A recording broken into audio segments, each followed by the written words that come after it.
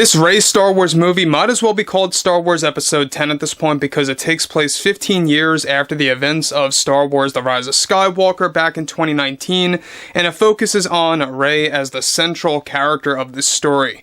We all know that this is all Kathleen Kennedy's doing. This is all a part of Sharmeen and Stephen Knight and what they're doing with the story, that I think that this movie is going to end up being universally rejected once it drops in theaters in May of 2026.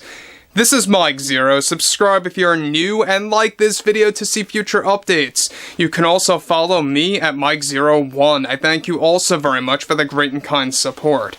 So, this movie's been getting a lot of backlash. Not just that, but also the director, Sharmeen, who, by the way, was specifically chosen by Kathleen Kennedy to run the show of this movie. And even though she's not the writer of the film, she's the director, she had a lot of influence over the story that Stephen Knight was writing from start to finish. And by the way, they're still writing this thing, they're still trying to get out all of the minor inconsistencies due to the overall struggles with the writer's strike and everything that happened with SAG. So I don't believe that they're going to begin shooting this thing as originally intended for May of this year. Most likely that will be delayed as well. But what's interesting has a lot to do with Daisy Ridley's perception of the ongoing backlash going against director Sharmeen and her comments about how it's 2024 now and it's about time that a woman, brings control over the Star Wars universe, and how this time it's all going to be about a female taking on that story. And to be honest, guys, we've seen many examples that were actually implanted into the Star Wars universe that are all Kathleen Kennedy's doing, and this is just the latest example. So what's interesting about all of this has a lot to do with the fact that Bob Iger, of course, and the board, given that they are pushing forward with using agendas and their ideology into the upcoming Star Wars film to feature Daisy Ridley with her return as Rey. Now, recently, Daisy Ridley responded to the ongoing backlash that will certainly create a division. She delivered the following. Well, I don't know what all the fuss is about. Sharmeen and Stephen Knight came up with this excellent story that not only promotes feminism in this amazing franchise, but it's also a great continuation for a character that I believe has so much more to tell in this universe. I think fans are just overreacting, and you tend to get that a lot, especially with Star Wars fans. This is not about the Skywalkers anymore, and it's about time we move on from that, I think, anyway.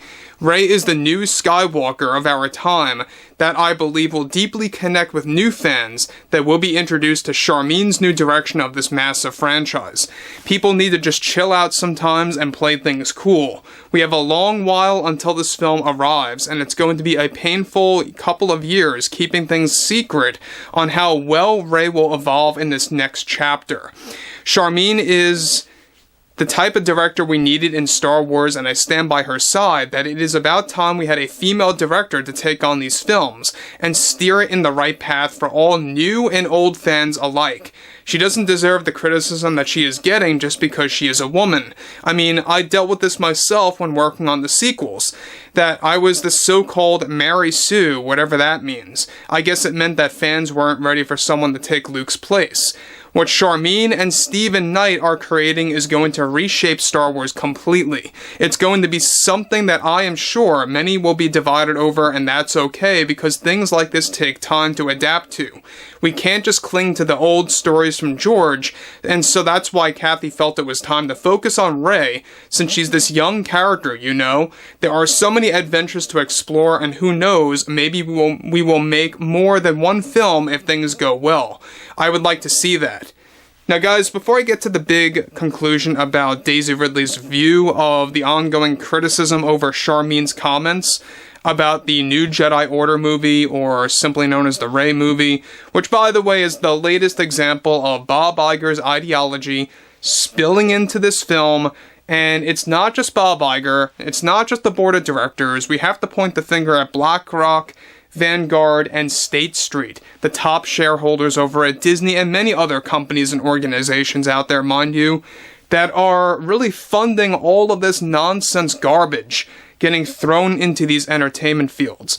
So what's interesting about this, though, is how Daisy Ridley is taking a stand by Sharmeen and really defending Sharmeen. Now, look, this isn't just because fans are really, tired of the fact that it's a woman or a female-driven character story. That's not the problem here. The problem is when you focus on that over a story and over character development. The fact that you had Sharmeen really just labeling that and making those comments about it's time that a woman takes control, of the Star Wars universe, of the galaxy far, far away. And she could have just made a comment, something that would have been completely different than that. Maybe it could have been a story-driven comment or anything like that. But no, it has to be driven by any kind of agenda that Bob Iger and Kathleen Kennedy are chasing. This is exactly why the director is getting so much criticism. And I'm not surprised that Daisy Ridley is really defending her. Because let's face it, Star Wars ruined Daisy Ridley's career. Name one major blockbuster film that she's been in since 2019. You really can't account for many, right? And so that's exactly why I feel Adam Driver is getting a lot more roles out of Star Wars. He's basically somewhat the Harrison Ford of what happened with the originals, where he is the guy that got many roles out of the Star Wars franchise. Mind you, he had already done Indiana Jones, but he got a lot more roles afterwards. I mean, if you have not seen Adam Driver in Ferrari, go ahead and check it out. It's pretty damn decent, and I think it's a great film by Michael Mann. Interestingly, though, we have a scenario here where Daisy Ridley really just is going to do whatever she has to do to get a role and to get an acting gig at this point. Now, she goes on to conclude, I don't know what the big deal is with a film that empowers women. This is Star Wars, a world full of aliens, so I say who cares who plays who. Sharmeen is going to knock this out of the park, and fans will be surprised at what we introduced to shift away from the burden of George Lucas's vision. This is also something I talked over with Kathy, and she felt this was the best direction possible for what is considered a post-episode 9 story to tell, and it all begins with Rey Skywalker. I am truly thrilled to be a part of this new journey with Sharmeen, and she deserves all the power she is getting with this direction. I think Kathy made the right choice of choosing such a passionate director. Again, this is the latest example of taking the Skywalker name and attaching it to another character that has nothing to do with the bloodline. And I'm quite surprised that Daisy Ridley is dropping that name when you know it is so highly criticized. A lot of fans walked away, especially at the very end of episode 9 when Rey delivered that line of dialogue, that her name is now Rey Skywalker moving onwards. I think what they should have done, they should have just kept her as Rey, or Rey Nobody, whatever have you, and called it a day, moved on to a brand new story. There's no need to focus on Rey as a character again. And pretty much it's hypocritical. I mean, they're saying that they couldn't do more Luke stories because his story was done because it was all done in the original trilogy. Well, Rey's story was all done and finished in the sequels. Why are we doing another film? Is beyond me. Well, we all know why, right? It's all because of what Kathy and Bob Iger want to do with all this nonsense agendas, of course, getting thrown in there. So anyway, guys, drop a comment below. Fill me in below in the comments what you all have to say about this. And if you guys did enjoy the content for today, make sure to drop a thumbs up on this video to support the channel. And I will catch you guys later.